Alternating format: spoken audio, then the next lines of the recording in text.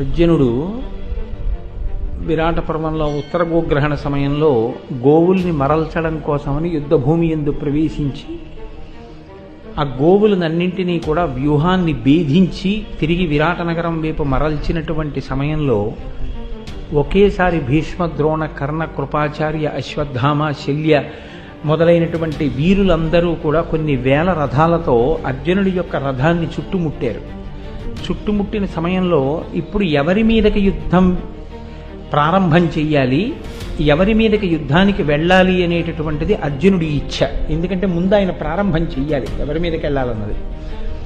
ఈ సమయంలో ఎదురుగుండా కనపడినటువంటి వీరుల్ని పరిచయం చేశాడు ఉత్తర కుమారుడికి. అప్పుడే పతాకాలను బట్టి పరిచయం చేశాడు. నిన్న చెప్పేటప్పుడు వీరుల యొక్క గుణగణముల వర్ణన కన్నా వీరుల యొక్క పతాక వర్ణనంతో గుర్తుపట్టడమే ప్రధానంగా ఉంటుంది ఆ పద్యం.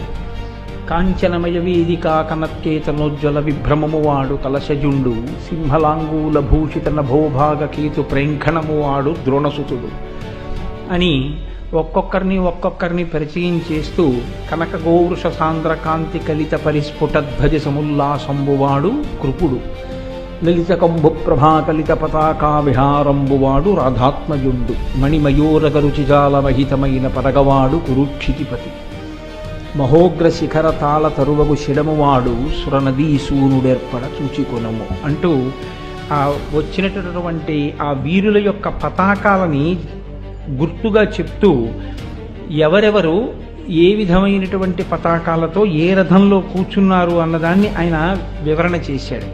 మీరు ఒక్క విషయాన్ని ఇక్కడ గమనించవలసి ఉంటుంది. పూర్వకాలం నుంచి కూడా మనకి ప్రతి వీరుడు ప్రతి రాజ్యము కూడా ఒక పతాకాన్ని పెట్టుకోవడం అనేటటువంటిది అలవాటు.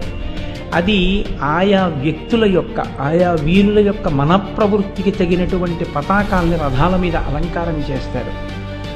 ధర్మరాజు గారి యొక్క రథం మీద ఎద్దు ఉన్నటువంటి పతాకం ఎగురుతూ ఉంటుంది. ఎద్దు ధర్మానికి గుర్తు. అందుకే పరమశివుడు ఎద్దు వాహనంగా చేసుకుని ఎద్దు మీద తిరుగుతూ ఉంటాడు.